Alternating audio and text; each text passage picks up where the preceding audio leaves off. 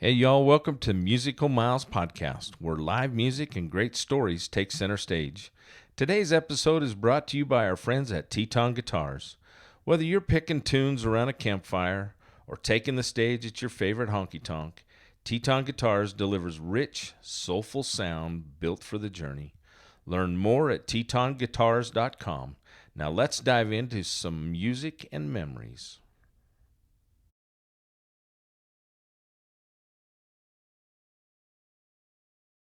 Hey. All right. Hey, music lovers. Welcome to Musical Miles Podcast. I'm your host, Byron Duffin, and I am here in Nashville, Tennessee with Miss Mary Heather Hickman. Hickman. Mary Heather Hickman. Yeah. So sweet, they named you twice. Is that how that goes? Nice, they named you twice. That was good. That was good, though. I'll take so sweet, too. Yeah, sorry. Yeah, good. No, I love that. When I saw that, I thought, that's pretty good little tagline. Yes. So sweet there. So nice, they named me twice. Yeah. It's I'm from Arkansas, so it's very common to go by your first and middle name, you know? Well, we have one daughter. We have three boys and one daughter, and her name is Callie May. Oh, that's so cute. So I'm gonna have to tell her that she's a mom. She has two kids and she's in her 30s. But when I get home, I'll have to share that with her and say, you know what? You didn't know you were so nice. How'd that go? So nice. You named it twice. I'm gonna have to work on that. My memory. I'm an old guy. That's okay. It's an old guy. So thank you for taking time to come and meet up with us. Thank you. So how this came about, I started to tell you before we kind of got started, but. Grassroots Production is the production company you work with, or promotions that you work with. Yeah. Shannon Sutton. Yeah, they're great. So they're also involved with Due West, the band Due West. Are you familiar with those? Oh, yes. Okay. So Due West was supposed to perform in Idaho. Due West is also a TETON Guitars artist, which this is a TETON guitar. And TETON, they were going to be in Idaho Falls a week ago, and we were supposed to interview them. Oh. And something happened with the venue, and the venue canceled or rescheduled. Okay. And so Katie at TETON Guitars said, I'm going to hook you up with Shannon.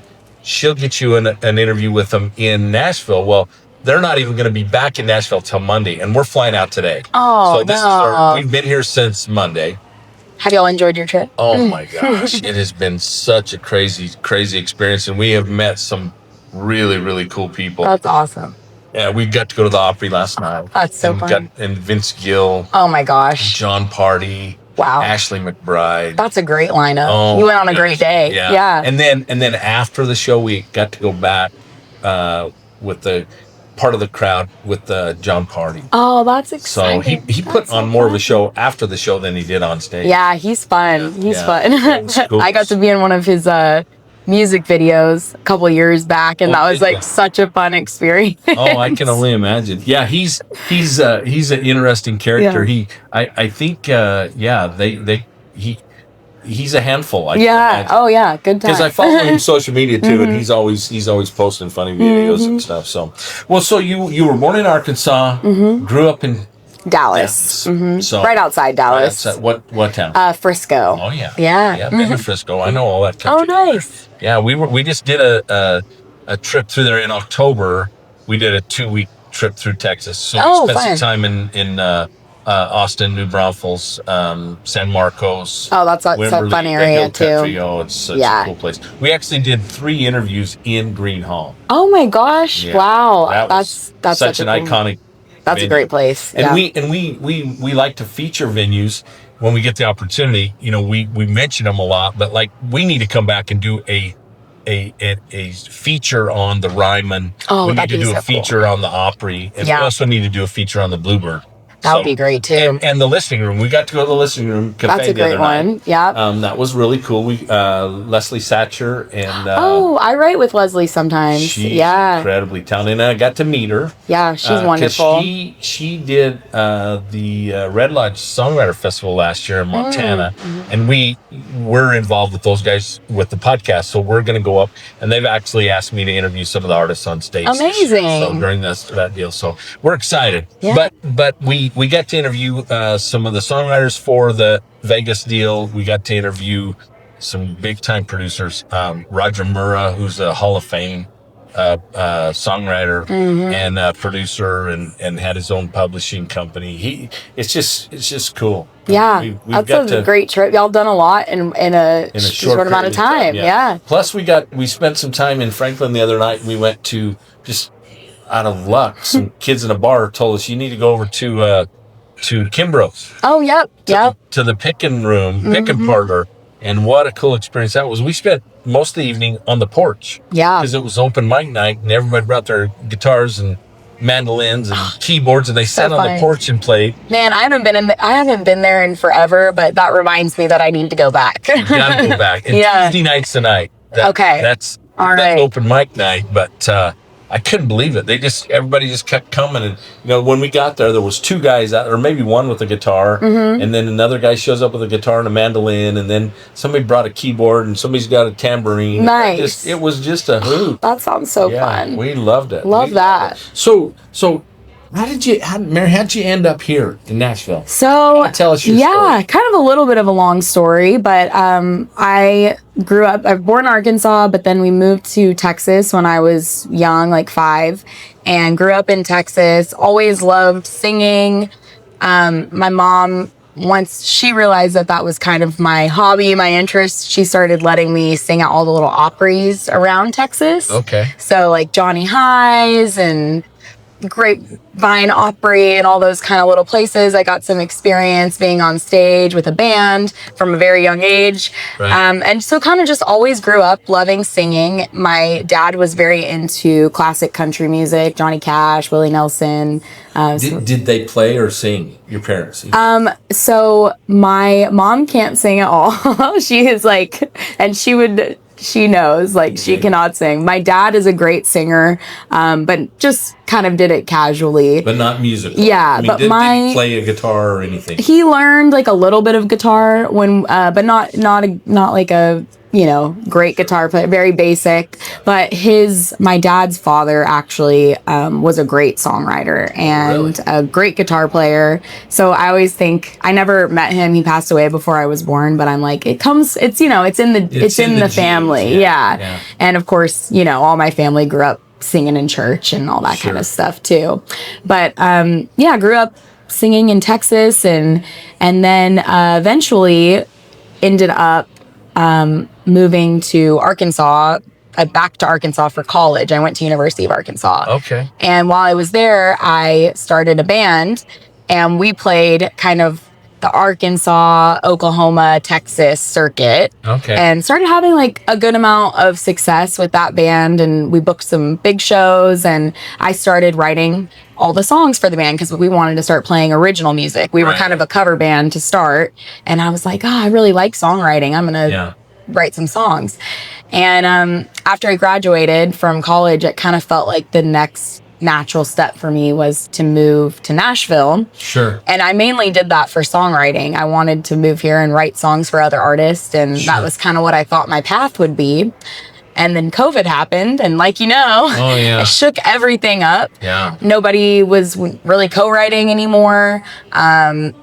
And I started posting my songs on social media just as a way to get them out there. And I always had kind of performed on the side and like that, but I always thought my career path would be songwriter. Yeah. And then there wasn't anywhere to perform. Yeah. So I was like, I just got to get the songs out here, and I like singing, so I'll post. My brother was quite a bit younger than me, and he's the one that told me about TikTok and all that. Sure. So I posted a song on TikTok, Treasure, that ended up going pretty viral, and then the rest is kind of history. Here we are, still doing the artist thing 5 years later. So you don't have a publishing deal? No, not right now. No pub deal. And so you're just performing as an artist. Mm-hmm. Now, are you performing locally, or are you touring with someone? Both. Yeah, I love playing places like you mentioned, the Listening Room, the Bluebird. I love doing writers rounds in town, and some stuff here and there. Like I'll be playing CMA Fest this year and that kind of stuff. But then also touring outside of Nashville as well. I like to go back home to Arkansas and Texas. Now, are you touring with a bigger artist, or no? Right now it's just me. You. Yeah, I am kind of more like booking and all that stuff. I thankfully have management that helps me a lot on the booking aspect. Cause is that Shannon? No, it's actually Wes Mayers. He's he manages me and a few other artists, and he does a good job helping me book and stay organized and stay on top of things. But how many gigs are you trying to do a year?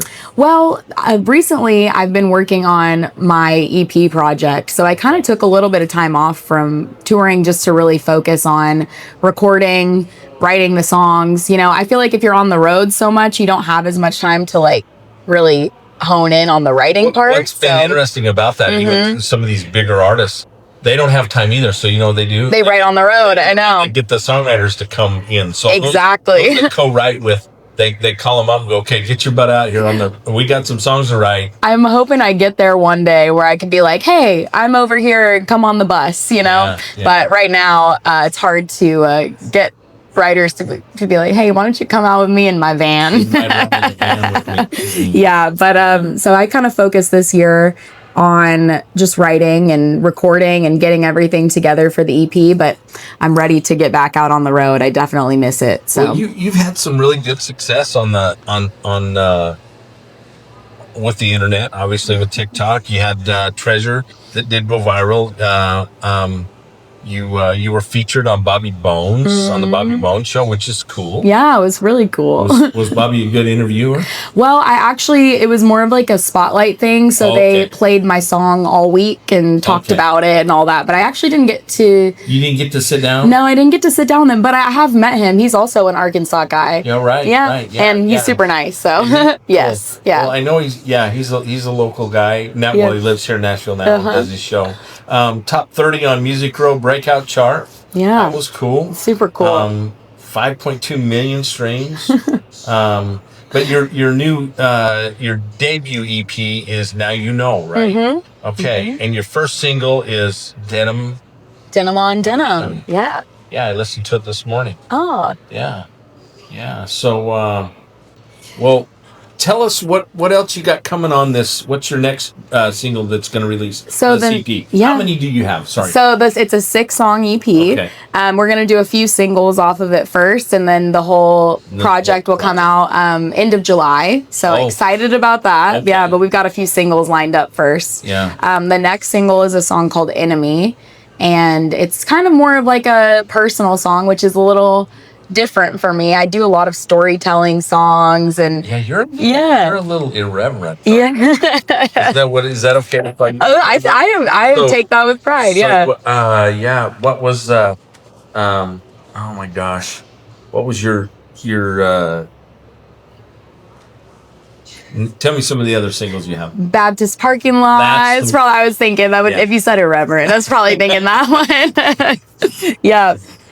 I like writing story songs. I like a lot of everything that I write is like rooted in some sort of life experience for me, whether it's like something that my grandma told me, or like there's all like pieces of me and my story, but I like to kind of like expand on that. And the next single that I'm putting out is kind of the first song that's like very much it's about me. Sure.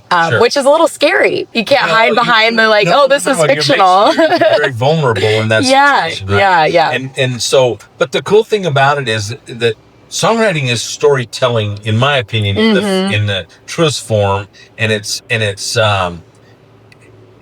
so cool because not everybody can do that. Yeah. You know, I think I'm pretty good at spinning a yarn, you know, and but not like a songwriter. I mean, I adore that about anybody that can write a song and write music, and then you can because those stories become way more interesting to the listener if there is some truth to it, and if you can set it up. That's why we love the songwriting process and the songwriting.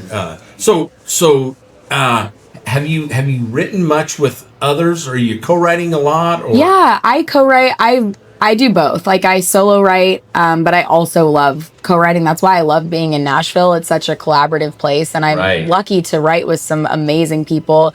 You mentioned Leslie Satcher earlier. She has a cut on this EP with me. Oh, cool. And getting to write with her was just amazing. And like Troubadour is one of my favorite songs in the whole world. I didn't realize that she'd written that. Yeah. And she's up there the other night telling that story, and I'm like, my heck.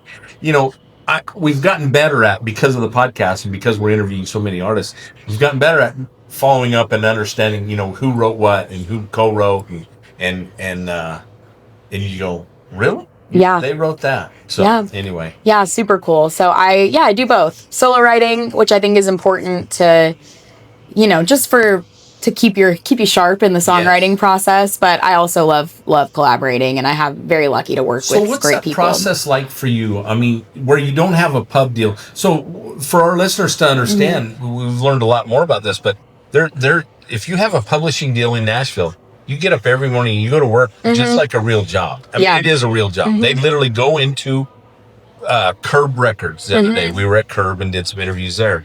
And they go in and they meet up with their co-writers, and they sit in a room and they go, okay, what do you got for an idea today? Right? Yep. So where you don't have a publishing deal, you have to schedule your own rights and kind of work with other writers. How's that work? Yeah, I kind of have a circle of writers that are people I frequently write with. So for those types of people, I usually have like 1 or 2 dates a month, and we like throughout the whole year. Okay. And then I have been in Nashville for 8 years at this point, so I'm pretty connected to some of the publishers as well. So I also like write at some of the publishers. Yeah. Okay. So they'll, you know, be like, hey, would you want to write with this writer that we have? And we'll see, they schedule that. And yeah, so but it is like you said, I don't have anyone like running my calendar. So unfortunately, I have to be like very on top of it. And I'm like, okay, today I have this one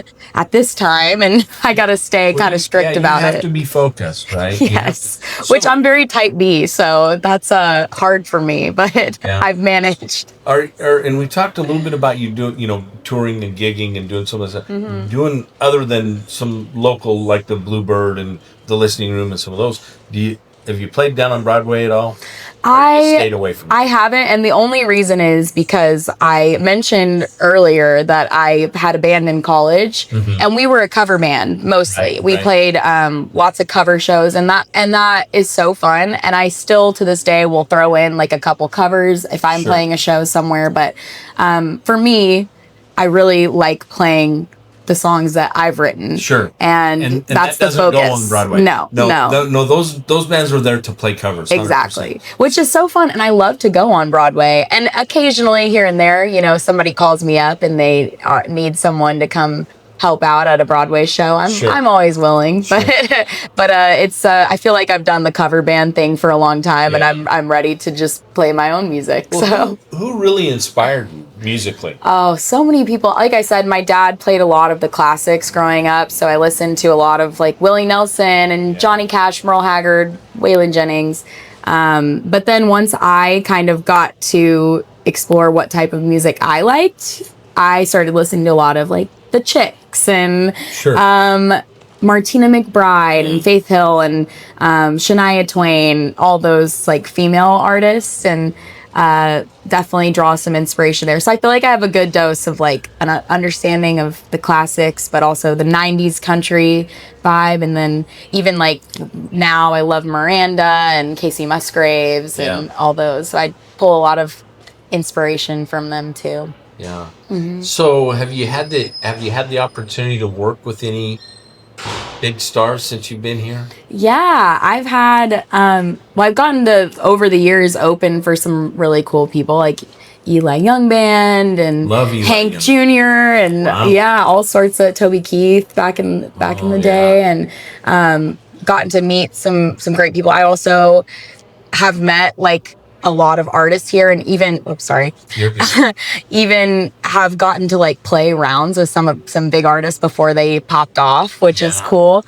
And and then even through social media, like I've the other day I checked my messages and Pam Tillis had sent me a nice message, and I was like, oh my gosh, this is so cool. What? Speaking of Pam, she did a duet with Philip Lamont.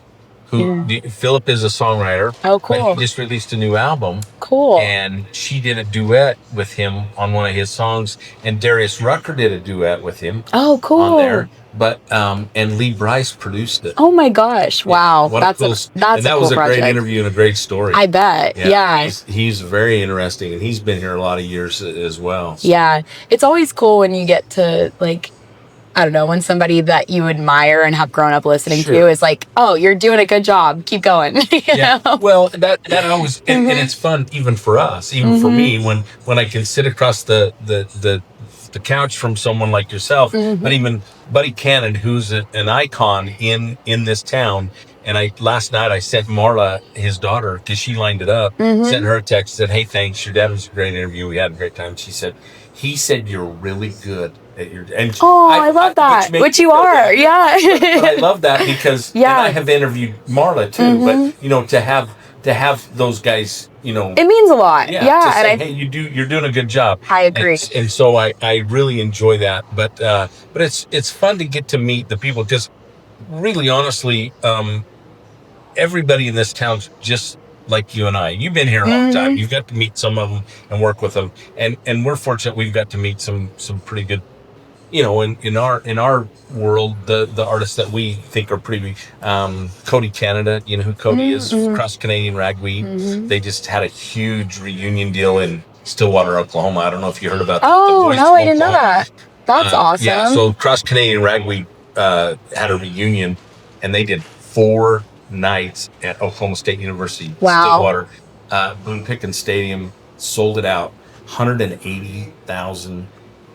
Wow, that's awesome. That's super cool. 40-some thousand per night. Wow. Oh my gosh. Yeah, crazy. That's crazy. That would be a fun show to go to. Yeah, they said it was really, really crazy. But anyway,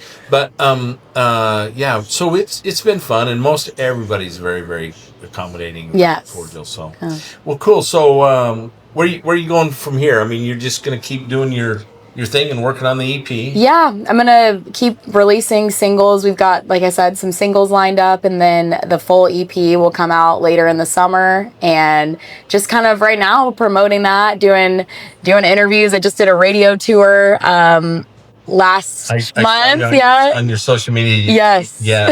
Yeah. So that was super fun. Come along with me in the car. Yes. To the radio. I always forget. I'm like, oh, I should film something. And then by the time I'm like, I don't have any clips of me at the radio station. I have clips of me eating crawfish. And I saw that one too. That was a pile of bones, now a pile of crawfish. That's my favorite food. So I gotta tell you, I've put away some crawfish, but anyway, well, cool. Yeah. Well, thanks again for taking. Before we get out of here, I'm gonna have you grab that TETON guitar. Yes. And play us a song, sing us a song. Sure. Set it up. We want to know the kind of the backstory. Yeah. Well, I always like to acknowledge kind of the songs that have gotten me here. So I'm gonna play Treasure, if that's all right with you. Okay. Perfect. All right. You ready? You bet.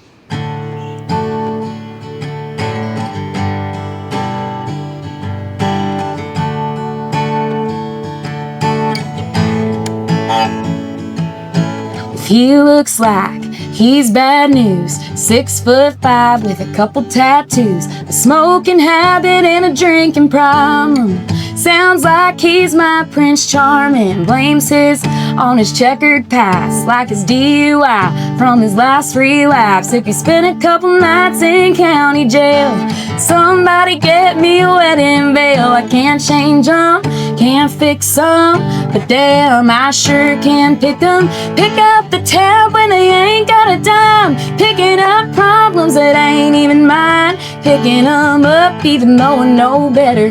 I'm just picking up trash and calling it treasure. I'm picking up trash and calling it treasure.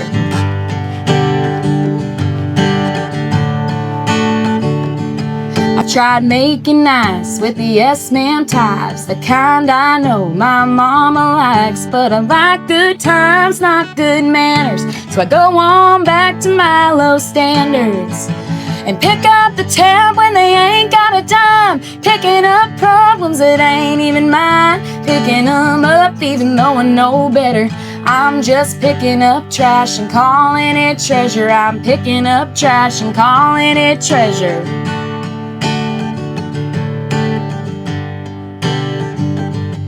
The liars, the losers, one too many shot of whiskey doers, the prescription pill abusers. I always seem to choose them and pick up the tab when they ain't got a dime. Picking up problems that ain't even mine. Picking them up even though I know better.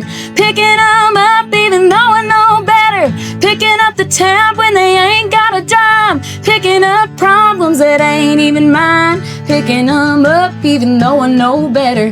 I'm just picking up trash and calling it treasure. I'm picking up trash and calling it treasure. Can't change them, can't fix them, but damn, I sure can pick them. Awesome. That was Thank you good. so much. Here, I'm going to have you flip that over and autograph the back of it. Amazing. This is a nice guitar. Thank you. So Sounds great. TETON guitars in Idaho. And that's, believe it or not, that's not a real expensive guitar. Sounds great. And it's willow. That is willows, back and sides and spruce top. Nice. So, yeah. I have to check that out. Yeah. I like the way it sounds. I'll send you the link. Please do. Yeah. See. Yeah. Try not to sign over anybody else. Yeah, here. we're getting it filled up. That is the fourth one we filled up with autographs. Wow. So, two of them are hanging in my office at home, and this one, and then we did a giveaway. It was spalted maple, which was beautiful. Wow. And but we did it during the National Finals Rodeo in Vegas. We did a bunch of interviews there, and we ended up giving that one away. Oh, that's awesome. And I wish I had gave it away to myself because it was so pretty. So, it's a pretty guitar and also fun with all the gold signatures. I love that. Yeah, it's kind of, well, I like to play. I'm not very good, but I like to play. And the other ones I was playing, and we signed them on the front with a black marker, and you rub them off. Yeah. And then plus having everybody else play them, right? You know, I have to put a little thought into where we're signing those. But anyway, hey, where can they find your music? Everything is at Mary Heather Hickman, and also you can go to my website, maryheatherhickman.com, and it'll link you to all my social media, Spotify, Apple Music, wherever you listen. Yeah. Miss Shenda wasn't in here. Were you in here when I said her little tagline? So nice, they named me twice. I love that. So I told her we'll have to Callie Mae. I was saying that's such a cute name. I love the name Callie Mae. Yeah. I love a good double name. Yeah. I'm maybe a little biased. No, but that's kind of a Southern thing. But anyway, thank you again. This has been such a pleasure. Yes, thank you. You're just a beautiful young lady, Oh, and I thank wish you you so the very, much. very best of luck. Appreciate it. And we hope things continue to go well Yes, for you. thank you. And if you're ever out west, I'll definitely have to. check us out. Have you been to Idaho? I've never been to Idaho. You know I've what never really been to that part of the country. I need to. Actually, I've been to Wyoming, which I know is like. We're 90 miles from Jackson Hole. Oh, I've been to Jackson Hole. Okay. Well, you've been in our backyard. Oh, cool. Oh, I love Jackson Hole. It's beautiful out there. Yeah, and I'm actually going. We're going. My family's taking a trip to Montana. Well, we're not very far from Montana. Where are you going in Montana? Whitefish. Yeah. That's. I can't understand you. You didn't end. I didn't end? Oh, I know. Well, we're not done yet. I didn't shut it off. This one fell off. See, now you're going to make me do some editing.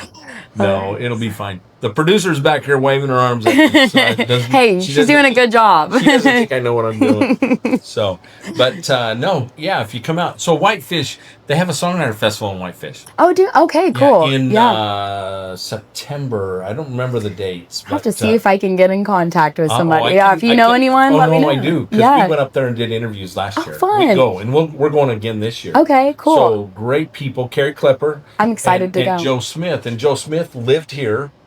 She had 2 record deals at one time when she was out here, and then lost them both. But she's a singer-songwriter. She wrote a song called Wyoming. You need to look it up. Okay, will. Beautiful song. I definitely will. I'm excited to go out there this summer. My dad's big into like outdoorsy stuff. So anytime we go on a family like vacation, it's got to be somewhere where he can like go fishing or. Oh yeah. Well, we live 200 yards off the Snake River, so if you're out there, stop by. Yeah. I have some really. Yeah, it's 18th, 19th, and 20th of September. Oh, okay. In Whitefish. Oh, I'm definitely and that's looking a into beautiful place. Yeah. If you haven't been up there, so it's up north of the Flathead Lake, and it's gorgeous. I look for any excuse to go and play a show in a place that I also want to like vacation.